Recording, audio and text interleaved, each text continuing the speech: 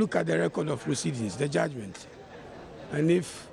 as I indicated, there are some issues we disagree with the judge, and obviously, if we disagree with him, then there's a need for us to go on appeal. Ready to state it until I get the record. Okay, but why do you disagree with those instances? Please, why do we appeal? So you appeal because you disagree with the judge. Yeah, yes. Hello, And it tells you the prevalence of law in all these matters. It's a victory for our party, including even the plaintiff himself, because we don't look at it in a partisan, sectional manner, but so that there will be good order, so that there will be discipline within the party, so that we all know, in fact, from flag bearer down to everybody, that we are all subject to the constitution of our party. And on all the grounds, the court has unequivocally cleared the party of its standing on aspects of the constitution. That in fact we acted lawfully, we gave a person the chance to be heard 3 times. We did everything in accordance with not only our constitution, but the Constitution of Ghana and the rules of natural justice. And that exoneration for the party should be a lesson to all of us, that as we go on, whatever position will happen to occupy, from flag bearer to the clerk in the office, you are subject to law, and this you must respect. I trust that there will be a period or a process of reconciliation and accommodation, and that this matter was determined by the cool operation of the law rather than with any violence whatsoever.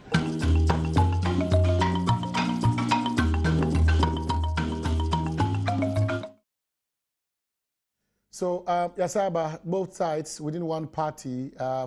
is it suspended national chairman, spokesperson, Nanaya will say, Akasa, Sansuna, Era, Sofo, Michael Quay, senior Nankasanso, Akasa, ono Salmon up say, we dear Meremunu, ne Kwanso, Pepe, Nenyan Kunimdi, Mobibia, a friend in Yinano, Abua, Amaya who say Mra, and Eddie, Ejuma, especially when a Quenya Beto, Ama Baku, Minu, Miensa, now until Wasi, now come as a Libya, now as a Libya, so Akasa Seminole, in Sunsu and so any, and what's a say, Ebenya spokesperson for a suspended chairman, Afoko, era lawyer, Nanaya was say, Nayabusan and Sam Baku, Minubi, Nafi, or no Nanu ye, Ediabe. But as we wait, no, Rebecca said, Mama Jibrin in answer, Mo Eshe Bedroom, a Chinano, and a pair damasi. In fact, it was displayed at Cape Coast. Emma, Bribrada, Mama, yet try yet to sue who's ampa, Moji Bedroom, and Adum TV, Atum Yepa, Edamasi Damasia, Adia answer. Alaji Inji, we are part of General Johnson, the Siding Katia team, you know, who see Bedroom from Edasi Peace. Also Coventry, UK, Era Gasti, also so near Busha for Inamajibra, Mo Eshebi. Well, I'm sure it's what's in common. I'm no, let's say, idea. The Obeka interview, I've been in say, Paula Focus or Bequa Peel. Now, or Besanqua Peel. So, I would just want to be going to the ones and yes, be a mansion or pet. Do I say as a judge and aunt and as a Nasi into a Bequa Sanqua Peel, like I say, as some Nebuchadnezzar could say, constitution, no, and I war her, no to me, I can't want them. Okay, but Urakata, Makinkai. We are Makinkai who say a Quenya Biaba even in the interview, Mitian and Akomi, I know or Casse, the near Depola Focon, because after 70 and no be a cotton party. Baby, no, I almost say, well, about no matter on party. But said you go to Ginemoa, wanting the party, I wash up quite MPP, no, Croyan or Zambas. Woman yet, no more requires a beer, a bripem crown, on bet me a cow, more bomo, no other cow mobium, so Munia, no more to me a cosano. And today to say, and party said your body there to dress, and let's say beer, I feel now be hurry, and Kobuanum to ya, over 20 years, and now I will, and none of us will be any so. Now, woman found say, a young couldn't dear my partner. sa ye nkunimdie se nei wo mo hwe kwan se Ghana fo betimi ate wo masem na se ne ato abama wo mo na wo mo feli Ghana fo na sakwan sem de janti wo mo mo mani enna niema hodo wo mo hwe kwan so betimi awe no mutumi e de akosa na nim ti say press release whilst we wait for lawyer Nanaya Osei, spokesperson for chairman Afoko suspended no yebe fre Momo Akwenya rather na also wetin dey come on 0302 211 701 up to 4 0302 211 701 up to 4 OPK wo so wo say woni de woni MPP fo ya adwene say his excellency the NDC twiaka wo ma nye wite tikwambia so ade ekoto abayi 2016 dey MPP na eko wo say good morning na na woda Mrs. Gladys Sam wo aguna so edro na wa woda happy birthday to you na wo so wo say yen wo hye wo mamienu wo ma di 12 years adwoa ene ado wa konadu dodu mo di 12 years happy birthday enfa enkoma mo papa George wo so chia wo na kwambia so aba ha wo nkran ya wo kwasempa na wonim se kwambia so wo se wo be sekotoko pa ma kotoko wo say yes edua no mani Big Ben ya wo number 027 9010 wo ko ayeka Big Ben Big Ben dey na ayeka yankwa enei wo se DCB po na se wo free home what's free sorry what's free GCR po na na ya abefo niko manson kan ekoko ye adwuma o asanko good man dey o mi fili ene o man hene ne ye bi kra fa asanko good man manson kan good man asanko good man wo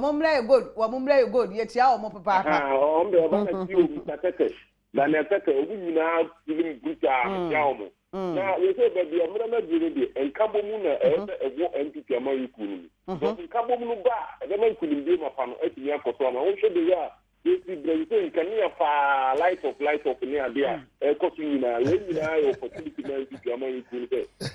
hu buma nkuni bi papa no etimi akoto yeah that's Ruth Nuama Ruth wo Denmark and pay wo hwe dwumade ni bi wo say ho ayefa papa e chia mu nyina ya tia dress Tialemai. I was set Kwame Joko to see Opeso Kacho say wife name one who stadium no. Ah na ya me na ebo me so bo say MPP de say me koma ho. Na me say ho me kwa yi ti na me ntumi amai. Obviously the president de Gaza. Ma me du ntem. Wo fa so le akwa aba. Mama mo nya ache. Ya nana. Ya me jimo so. Nana me ba ho ache. Nti isi aseda na me de ma program amoyi. Me dey asedama mo pa if you say ye buya ye aye ade bia akopa bia ma obi atia otimu se apamu tufo enti medamase yeah that's what damase ya me sure papa we say happy birthday enkoma or say wishes she wants you to wish her birthday before she goes to school say my wish here Rihanna enti go school why go school MC ya wo bo ase na na woda Zuba happy belated birthday I see yaro person here kasa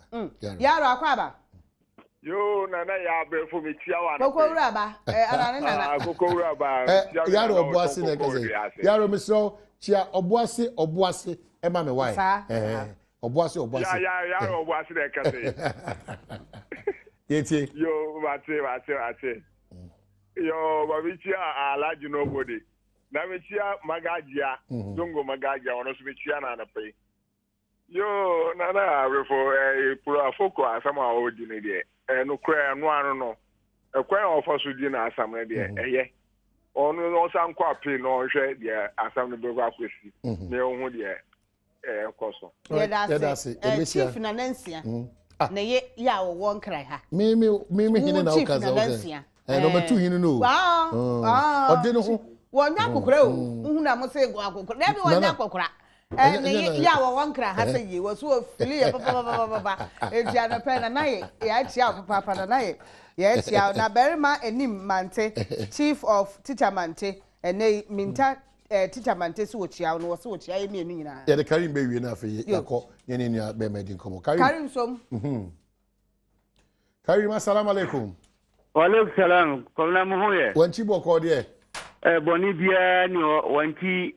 ye kwan na PMC ba be ya obubu amanfo dan ana se kwan na se kwan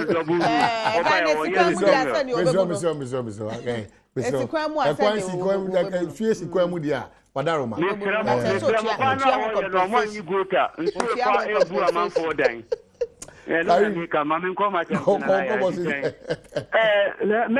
Professor Jamba for wanti campaign no be koso gidigidi na machia na adudan kwakufo ade e betre chairman Paul Afoko oni ni nkrofo say from baby a court na akwakodu no eye okay Karim ye beda say brenti ye beda CP fache why nyame adma e china obenya kwanya walas akwa no mate say ne de empire bedwa e wo bedwam ni asempa efri say the for Honorable George Jehu ono na hwe nantwie ne nkokɔ ne nkusua so ene o sidwa ewo eye asampa ena no pay 94.7 shawala de ebesi no obet odne hwe for me wa kasache o se watena kasache de ebesi na no mate say nyame adoma ene de ene bibia beda de ene wo akokɔ nto bedwam ti no